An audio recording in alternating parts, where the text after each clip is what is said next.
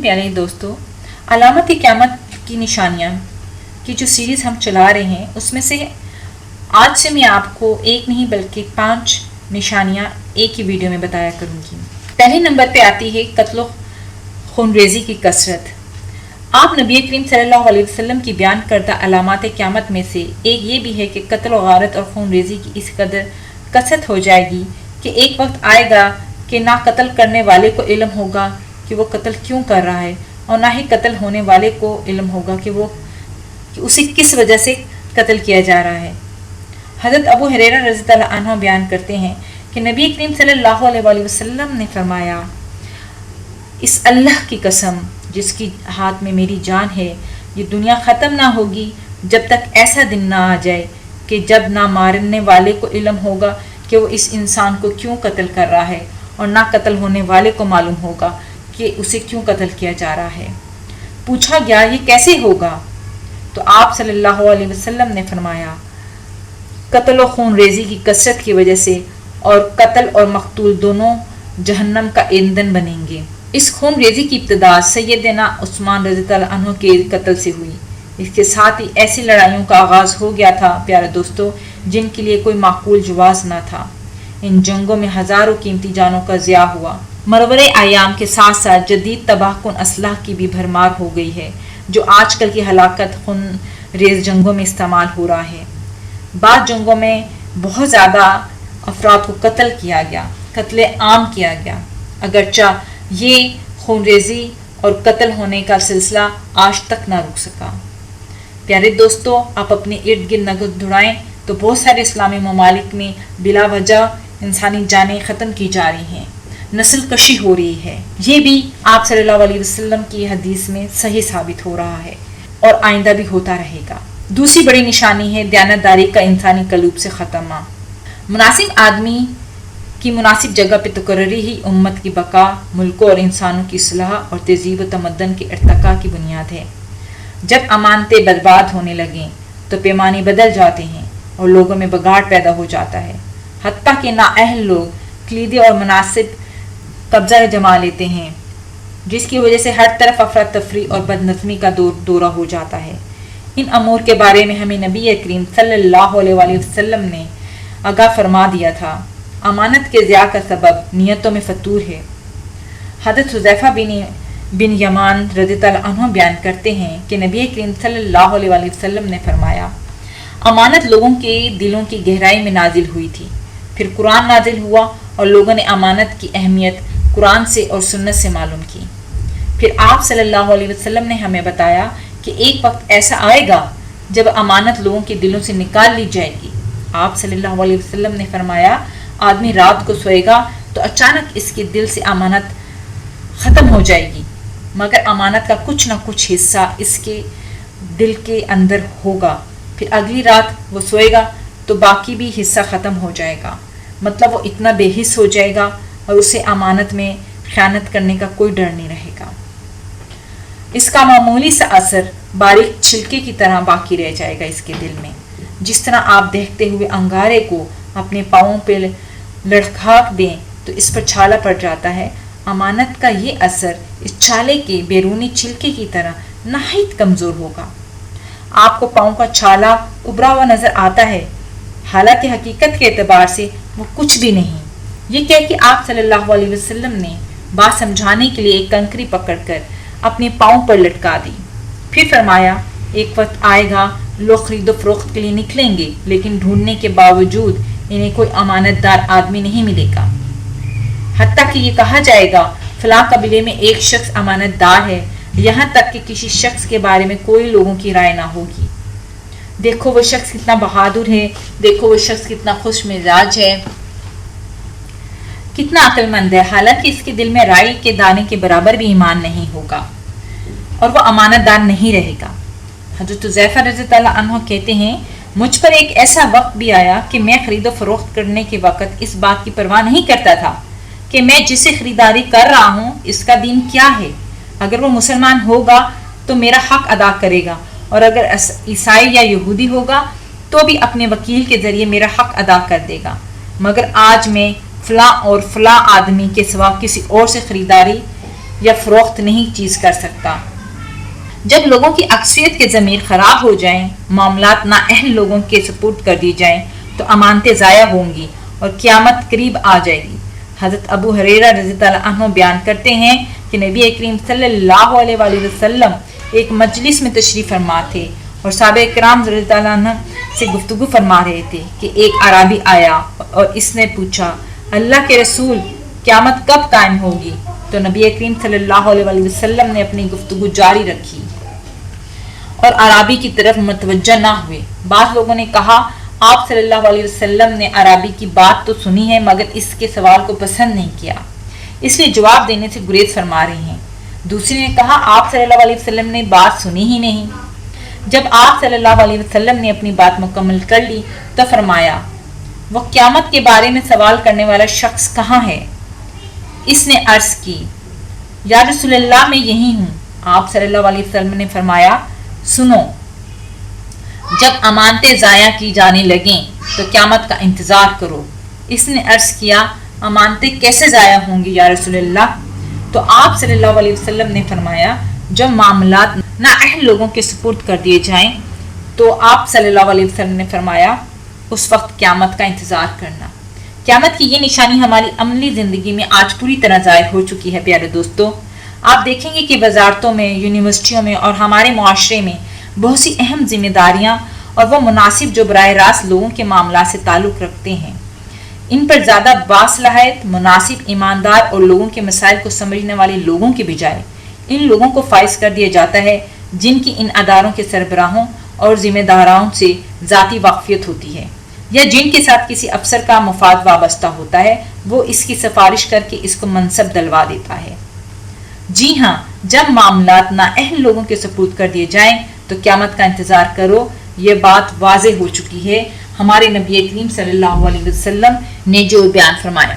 تیسری نشانی، سابقہ امتوں کے طریقوں کی پیروی کرنا۔ امت مسلمہ جن بڑے بڑے فتنوں سے دوچار ہے، ان میں بہت سے بڑا فتنہ اندھی تقلید اور یہود و نصارہ اور دیگر کفار کی اخلاق اور عادات کے قابل نفرت مشابہت اختیار کرنا ہے۔ نبی کریم صلی اللہ علیہ وآلہ وسلم نے اس بات کی خبر دی ہے کہ میری امت کا ایک گروہ سابقہ گمراہ امتوں یہود و نصارہ کی عادات اور روایات کی تلقین کرے گا۔ حضرت ابو ہریرہ رضی اللہ عنہ بیان کرتے ہیں کہ نبی کریم صلی اللہ علیہ وآلہ وسلم نے فرمایا، قیامت اس وقت تک قائم نہ ہوگی جب تک میری امت پہلے لوگوں کے راستے پر من و ان قدم با قدم نہ چلنے لگے۔ عرض کیا گیا، یا رسول اللہ، کیا پہلے لوگوں سے آپ کی مراد فارس اور روم ہیں؟ آپ صلی اللہ علیہ وسلم نے فرمایا، تو اور کون؟ جن چیزوں سے اللہ کے نبی صلی اللہ علیہ وسلم نے ڈرایا تھا، ان میں سے اکثر واقع ہو چکی ہیں اور جو رہ گئی ہیں وہ بھی یقیناً واقع ہوں گی۔ جیسا کہ حضرت ابو سعید خدری رضی اللہ عنہ کی روایت ہے کہ نبی کریم صلی اللہ علیہ وسلم نے فرمایا، تم لوگ اپنے سے پہلے لوگوں کے طریقوں کی اس طرح پوری پیروی کرو گے جس طرح ہاتھ کے ساتھ ہاتھ برابر ہوتا ہے، حتیٰ کہ اگر وہ سانڈے کے بل میں داخل ہوں تو تم بھی ضرور ان کی پیروی کرو گے۔ ہم نے عرض کی، یا رسول اللہ، کہ آپ کی مراد یہود و نصارہ ہیں؟ تو آپ صلی اللہ علیہ وسلم نے فرمایا، تو اور کون ہیں؟ قاضی عیاض رحمۃ اللہ علیہ اس حدیث کی شرح میں فرماتے ہیں کہ ہاتھ اور سانڈے کے بل کی تشبیہ ان اقوام کی مکمل اقدار اور اندھی تقلید کو واضح کرنے کے لیے دی گئی ہے۔ یہود و نصارہ کی وہ مثال جس کی حدیث پاک میں مذمت کی گئی ہے، ان میں وہ چیزیں شامل نہیں ہیں جو ہمارے دین کے خلاف نہ ہوں، مثلا ہمارا ان کے ساتھ معلومات اور تجربات کا تبادلہ کرنا، ان کی مفید ایجادات سے استفادہ کرنا اور ان کے انتظامی نظم و نسق سے فائدہ اٹھانا، یہ اس مذموم اقدار میں نہیں آتا۔ قابل مذمت سے یہ مطلب ہے کہ ان کی طرح کے لباس پہننا، ان کی طرح کی معاشرتی رسم و رواج کو اپنانا، بے پردگی کو اپنانا اور ان کے اس اقتصادی نظام کی پیروی کرنا جو ہمارے دین کی تعلیمات کے خلاف ہوں، جیسے سودی لین دین اور دیگر مالی معاملات وغیرہ ہیں۔ پیارے دوستو، لباس پہننے کے باوجود ننگی عورتوں کا ظہور یہ بھی علامات قیامت میں سے ایک ہے۔ عورتوں کی بے پردگی اور زینت کا بے جا اظہار بھی علامات قیامت میں سے ہے۔ عورتوں کا ایسے تنگ لباس پہن کر گھروں سے نکلنا جس سے ان کے جسمانی نشیب و فراز نمایاں ہوتے ہیں، اور ایسے شفاف باریک کپڑے پہن کر نکلنا جن کے باعث بیٹھتے اور چلتے وقت ان کے اعضاء واضح ہو کر سامنے آتے ہیں۔ ایسی عورتیں بظاہر تو کپڑوں میں ملبوس ہوتی ہیں، مگر در حقیقت وہ تنگ کپڑوں اور جسم کی نمائش کی وجہ سے ننگی ہی ہوتی ہیں۔ حضرت ابو ہریرہ رضی اللہ عنہ بیان کرتے ہیں کہ نبی کریم صلی اللہ علیہ وسلم نے فرمایا، دوسری وہ عورتیں جو کپڑے پہن کر بھی ننگی ہی نظر آئیں گی، لوگوں کو اپنی طرف مائل کرنے والی اور خود بھی لوگوں کی طرف مائل ہونے والی، ان کے سر کے بال بختی اونٹوں کی کوہان کی مانند ایک جانب کو ڈھلے ہوئے ہوں گے، یہ جنت میں داخل نہ ہو سکیں گی اور نہ اس کی خوشبو پا سکیں گی، حالانکہ اس کی خوشبو اتنے اور اتنے فاصلے سے آ رہی ہوگی۔ اس میں یہ بیان فرمایا گیا ہے کہ وہ عورتیں جو اللہ تعالیٰ کی اطاعت سے انحراف کرنے والی اور اس کی اطاعت پہ استقامت نہ دکھانے والی ہوں گی، وہ لوگ جو فحاشی کے راستے پہ چلیں گی، وہ جو فساد پھیلانے والی ہوں گی، جنہوں نے اپنے بالوں کی نمائش کی ہوگی یا بالوں کو اس طرح بنایا ہوگا جس طرح اونٹ کی کوہان ہوتی ہے، وہ لوگ جنت میں داخل نہیں ہو سکیں گی۔ پیارے دوستو، علامات قیامت میں سے ایک نشانی جو سچی ہو چکی ہے وہ یہ بھی ہے کہ برہنہ پا ننگے بدن چراواہوں کا بلند و بالا عمارات بنانا۔ وہ علامات قیامت جن کے بارے میں اللہ تعالیٰ کے نبی کریم صلی اللہ علیہ وسلم نے خبر دی ہے وہ ظاہر ہو چکی ہے۔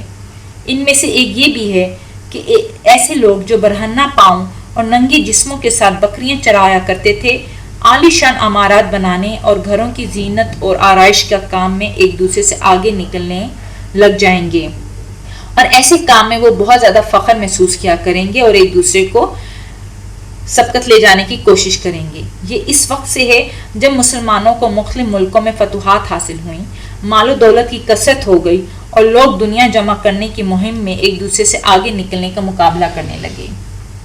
پیارے دوستو، حضرت عمر بن خطاب رضی اللہ عنہ سے روایت ہے کہ جب جبرائیل امین نبی کریم صلی اللہ علیہ وسلم کی خدمت میں حاضر ہوئے اور آپ صلی اللہ علیہ وسلم سے اسلام، ایمان، احسان اور پھر قیامت کے بارے میں سوال کیا تو آپ صلی اللہ علیہ وسلم نے انہیں قیامت کی علامات کے بارے میں آگاہ کیا۔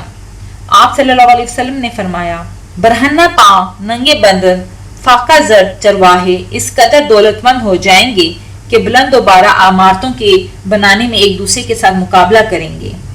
ایک دوسری روایت میں اس طرح بیان ہے، جب تو برہنہ پاؤں، بھوکے اور فاقہ کشوں کو لوگوں کو سردار بنتے دیکھے تو سمجھ لینا کہ قیامت کے آثار اور علامات میں سے ہے۔ آپ صلی اللہ علیہ وسلم سے پوچھا گیا، یا رسول اللہ، یہ بھوکے، ننگے اور فاقہ کش بکریوں والے کون لوگ ہوں گے؟ تو آپ صلی اللہ علیہ وسلم نے فرمایا، عرب۔ اس میں شک نہیں ہے کہ گھر بنانا، عمارتیں تعمیر کرنا اور انہیں بلندی تک لے جانے میں کوئی کام حرام کا نہیں ہے، خصوصاً جب ان میں تجارتی فوائد ہوں اور یہ فخر و غرور اور تکبر کے لیے بھی نہ ہوں، تب تو یہ کام بالکل ٹھیک ہے۔ عمارات میں زیادتی دو طرح سے ہو سکتی ہے، ایک تو انہیں کئی منزلیں بنا کر بے تحاشا بلند کرنا، دوسرا انہیں خوب سجانا، مضبوط کرنا، ان پہ وسیع کرنا، ان میں کثرت سے مجالس اور محل کا عمارات بنانا۔ یہ سب کچھ موجودہ زمانے میں ہو رہا ہے اور واقع ہو چکا ہے۔ مال کی کثرت ہو چکی ہوگی جیسے اب اس زمانے میں پیارے دوستوں ہو چکا ہے، اور لوگوں پر دنیا کے دروازے کھول دیے جائیں گے۔